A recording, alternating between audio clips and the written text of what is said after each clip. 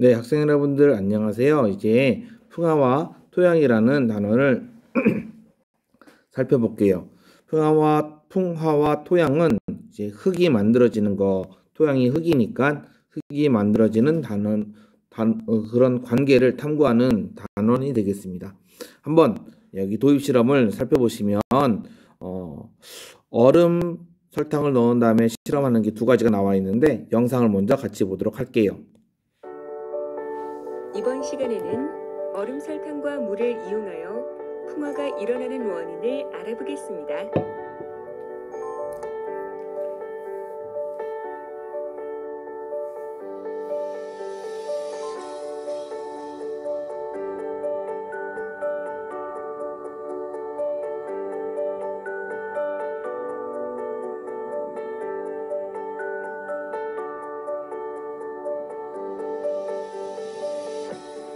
예, 첫 번째 실험은 얼음 설탕을 어떤 용기에 넣고 흔들죠. 흔들면 얼음 설탕끼리 서로 부딪히면서 어떻게 될까를 학생들이 한번 상상해 보시고 합리적으로 생각해 보시기 바랍니다.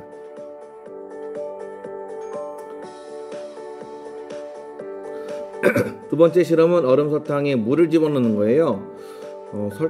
얼음 설탕 덩어리에 물을 집어넣으면 어떻게 될까? 이것도 역시 학생들이 상상해 보고 또 합리적으로 추측해 볼 수가 있겠지요. 예. 오늘 이번 단어는 토양, 흙이라는 것이 만들어지는 것을 한번 알아보는 겁니다. 흙이 어떻게 만들어질까요? 먼저 풍화라는 단어가 있네요. 풍화라는 단어. 풍화는 무엇인지 한번 살펴보면 산이나 계곡, 바닷가에 가보면 금이 가 있는 바위, 그림처럼 금이 가 있는 바위들을 많이 볼 수가 있어요. 그리고 크고 작은 암석들이 이렇게 떨어져 있는 거, 이렇게 떨어져서 막 암석들이 떨어져 있는 이러한 것들을 많이 볼 수가 있죠. 이거는 어디에서 왔을까요? 이러한 조각들은 어디에서 만들어졌을까요? 조각들이 원래 무엇이었을까요?를 상상해 보면 단순하고 명쾌한 답을 얻을 수가 있어요. 바로 큰 돌이었죠. 즉 엄청나게 큰 돌이 있었는데 갈라져서 이것들이 쪼개져서 이렇게 부서져서 흐트러졌다라는 사실을 알 수가 있습니다.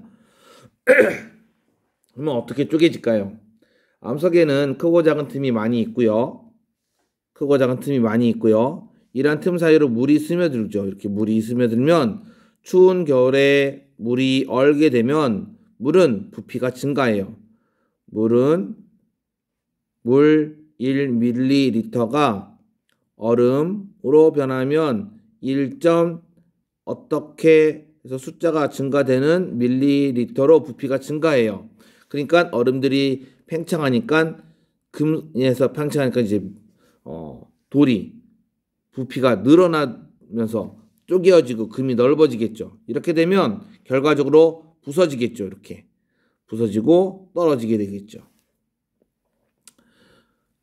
그러면 이러한 작용을 우리는 풍화라고 합니다. 풍화를 이제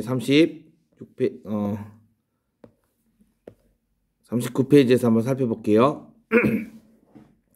철이 녹쓰는 것처럼 공기 중에 산소에 의해서 암석이 약화가 됩니다. 산소는 암석의 표면을 암석 속에 있는 철 성분이나 기타 여러 가지 성분과 결합해서 암석을 약하게 만들어요. 부서지게 되겠죠. 그리고 이산화탄소가 녹아있는 물에 의해서 암석이 녹기도 합니다. 특정 암석들은 이산화탄소가 녹아있는 탄산이라는 성분에 의해서 녹습니다. 그리고 대표적인 암석이 석회암인데 이렇게 석회암이 녹아서 사라지게 되면 사라진 지역이 뻥 뚫리게 되겠으니까 동굴들이 만들어지겠지요. 그래서 우리나라 강원도, 충청도 등에서도 이런 석회 동굴들을 많이 볼 수가 있어요. 또 하나는 식물의 암석 틈이 뿌리를 내리면서 뿌리가 자라면서 벌어질 수도 있겠죠. 네. 이처럼 여기서 풍화의 뜻이 나와 있는데 한번 볼게요. 이처럼 물, 공기, 생물 등의 영향으로 암석이 부서져서 작은 돌 조각이나 모래, 흙 등으로 변해가는 현상을 풍화라고 한다라고 적혀 있어요. 한마디로 풍화는 여러 가지 요인들이 있는데 물도 있고요, 공기도 있고요, 생물도 있어요. 기타 여러 가지 요인에 의해서 풍화는 바로 암석이 흙 등으로 더 작은 알갱이들로 깨지고 부서지는 현상이에요. 그래서 암석이 반으로 쪼개져도 풍화되었다라고 말할 수가 있고, 암석에서 돌조각이 하나가 나와도 풍화되었다라고 말할 수 있어요. 지표는 암석들로 되어 있으니까 항상 풍화를 받고 변하고 있게 되겠지요. 여기 그림을 한번 살펴보면 산소에 대한 풍화인데, 암석의 일부분이 산소와 만나면 풍화되어 붉게 변한다. 이런 경우는 암석 속에 철이 들어있고, 이 철이 산소와 결합해서 산화철로 되고 약해지는 현상이 일어납니다. 다음에 지하수에 의한 풍화. 석회암 지다에 흐르는 지하수는 암석을 녹입니다. 여기는 석회암을 녹이는데, 이 지하수에 바로 이산화탄소가 녹아있기 때문에 이산화탄소와 물과 석회암이 만나면 녹아요. 그 다음에 식물이 풍화를 시킬 수가 있죠. 식물들이 풍화를 시킬 수가 있습니다. 그런데 물은 여기 사진이 없나요? 물은 사진에 여기 있었어요. 물은 여기 얼음에 의해서, 또 물도 마찬가지로 이렇게 녹슬게 만들 수도 있겠지요. 이처럼 풍화는 여러 가지 요인에 의해서 암석이 흙으로 되는 과정 전체를 풍화라고 합니다. 아주 멋진 그런 예가 하나 있는데, 바로 닐 암스트롱이 달에 남겼던 발자국이에요. 발자국을 한번 보면 이런 거죠. 닐 암스트롱이 달에서 이렇게 발자국을 찍었어요. 그런데 이 발자국은 지금도 있대요. 상상이 가나요? 여러분들이 예를 들어서 비가 온 다음날 운동장을 지나가서 발자국이 남겼어요. 그 발자국이 1000년 뒤에도 있을까요? 100년 뒤에도 운동장이 있을까요? 왜 지구상에는 발자국이 사라지는데 왜 달에서는 발자국이 그대로 있을까요? 이유는 지구는 여러 가지 요인에 의해서 발자국이 변하고 바뀌게 될 것들이 상당히 많이 있어요. 특히 비도 오고 바람도 불고 다른 동식물도 지나가죠. 그런데 달은 아무것도 없어요. 한번 발자국이 찍히면 그 위에 운석이 떨어져서 망가지지 않는 이상 그대로 발자국이 유지가 되겠죠. 즉 달에서는 풍화 현상이 없어요. 달에서는 풍화 현상이 없기 때문에 이러한 결과를 나타냅니다. 그러면 이렇게 풍화가 되면 흙이 만들어진다고 했죠. 흙이 만들어지는 기본 과정을 한번 살펴볼 건데, 흙을 조금 더 전문 용어로 토양이라고 하죠. 한번 그림을 볼게요.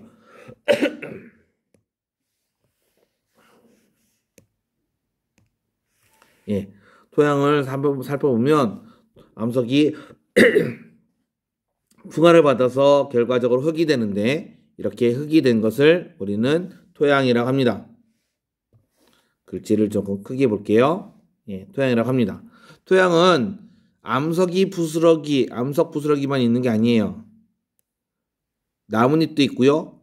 썩어서 만들어진 사체, 유기 물질도 있어요. 한마디로 토양은 암석, 부스러기 더하기 유기물이라고 할 수가 있죠. 이 유기물에 바로 나뭇잎, 다음에 사체, 다음에 여러 가지 곰팡이 등이 다 들어가 있겠죠. 그래서 이렇게 토양이 만들어지는데, 이러한 토양이 만들어지는 과정이 옆에 그림으로 나와 있어요. 먼저 결론적으로 토양은 암석이 부스러져서 만들어지니까 암석들이 있겠죠. 암석이 있을 겁니다. 암석은 물과 공기가 자주 닿아 있는 윗부분이 풍화가 더 잘 일어나서 많이 깨져 있을 테고, 아랫부분은 덜 깨져 있겠지요. 점점 물과 공기가 자주 닿는 부분이 많이 깨져서 이렇게 토양이 만들어질 거예요. 그리고 시간이 지나서 아래쪽에도 깨져 있는 거고, 그 위에 토양이 충분히 어느 정도 생성이 되면 식물들이 자랄 수가 있겠죠. 그래서 토양의 단면을 살펴보면 다음처럼 볼 수가 있습니다. 토양의 단면, 가장 먼저 전체가 이러한 암석이었어요. 우리는 이러한 암석을 기반암이라고 합니다.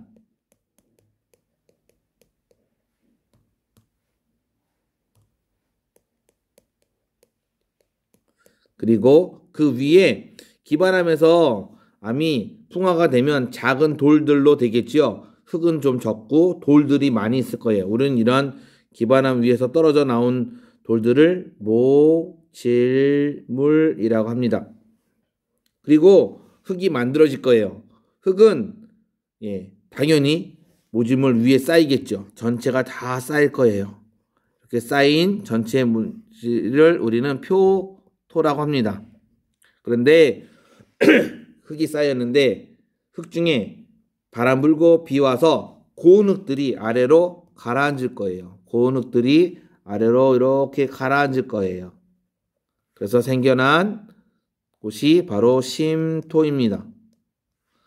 그래서 만들어진 순서를 살펴봤더니 만들어진 순서는 기반암이 먼저 만들어지고 모질물이 두 번째로 만들어지고 표토가 세 번째로 만들어지고 심토가 네 번째로 만들어져요.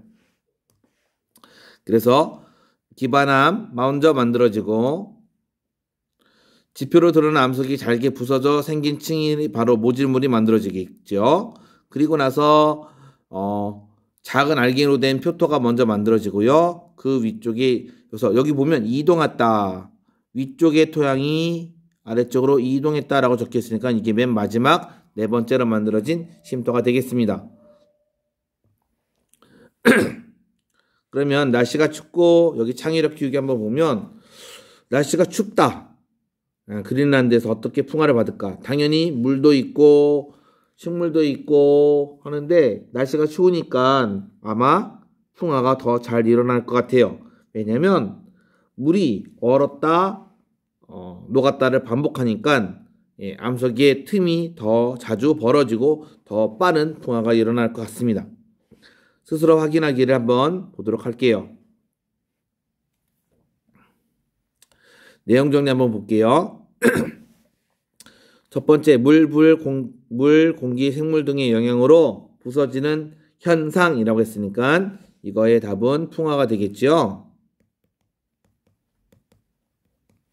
다음에 풍화 예인데 암석이 스며든 무엇이 녹았다 하는 과정에서 암석이 부서진다. 바로 물이 오랜 세월을 거쳐서 얼었다 녹았다를 반복하니까 풍화가 되겠죠. 공기 중에 무엇이 암석의 표면을 약하게 한다. 바로 산소가 약하게 하겠죠. 다음에 무엇이 녹아있는 물은 석회암을 녹인다. 바로 이 물에 녹는 것이 바로 공기 중에 있는 이산화탄소가 되겠고요. 다음에 식물의 뿌리가 암석을 넓힐 수가 있습니다. 암석이 오랜 세월을 거쳐 풍화를 받아 만들어진 흙을 조금 더 전문용어로 토양이라고 하죠. 과학적 용어로.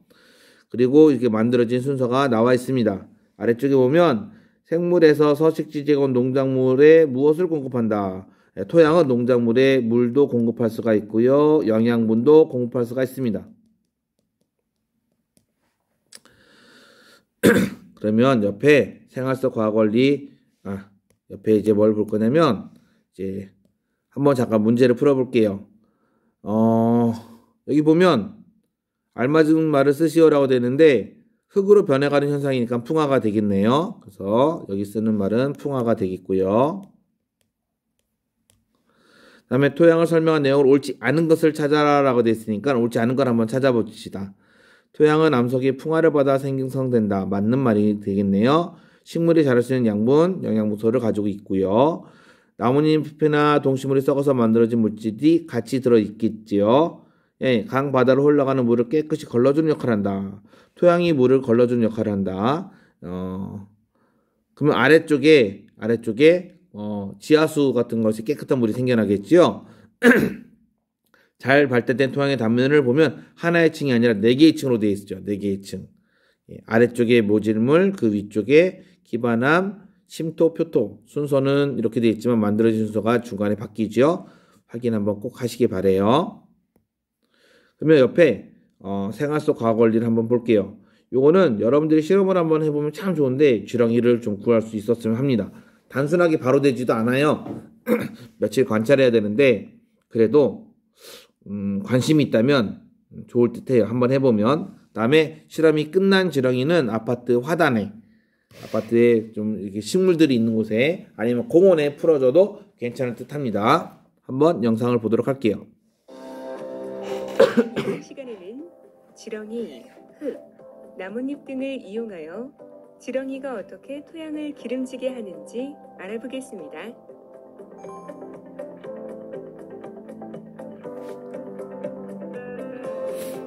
투명 플라스틱 컵에 흙과 생모래를 두세 번 번갈아 가면서 쌌습니다.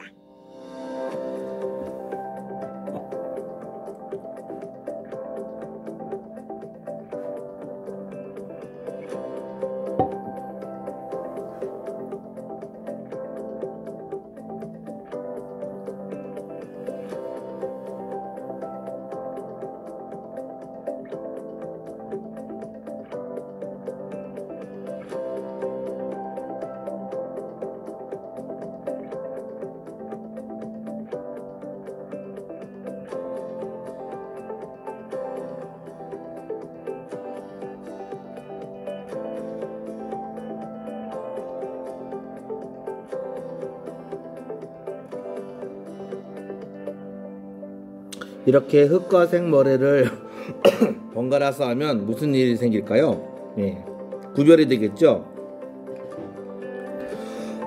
그리고 지렁이를 집어넣고 막을 거예요. 지렁이와 나뭇잎을 넣고 그물망을 씌웁니다.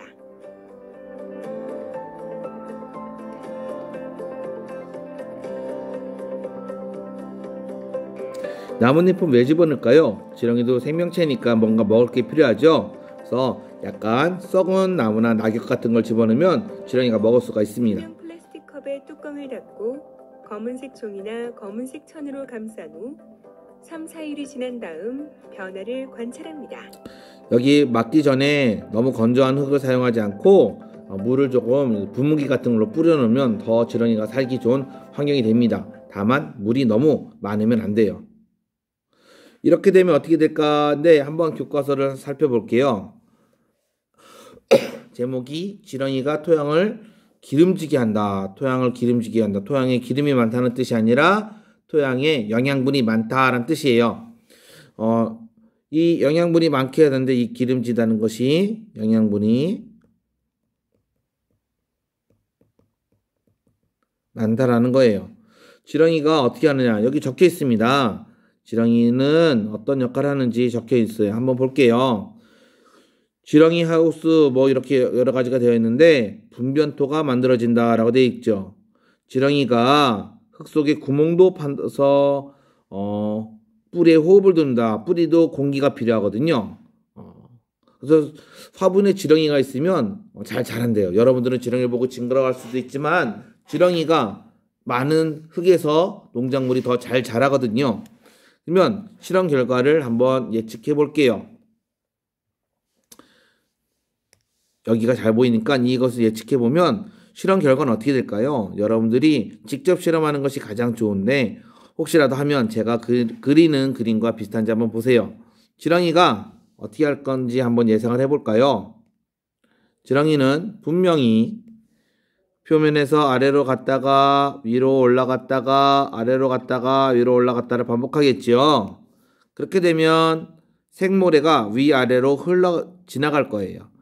또 하나 재밌는 점은 지렁이는 흙을 먹으면서 지나가요. 그리고 분변토라고 해서 지렁이의 대변이 나오죠. 그래서 중간중간 지렁이가 지나간 곳에 색깔 모래가 나타날 거예요. 그래서 흙이 서로 섞이고 구멍도 만들어질 거예요. 그것을 관찰하는 실험이 됩니다. 그래서 지렁이가 풍화된 흙에 더 식물들이 잘 자라게 되는 것이 확인할 수 있는 실험이에요.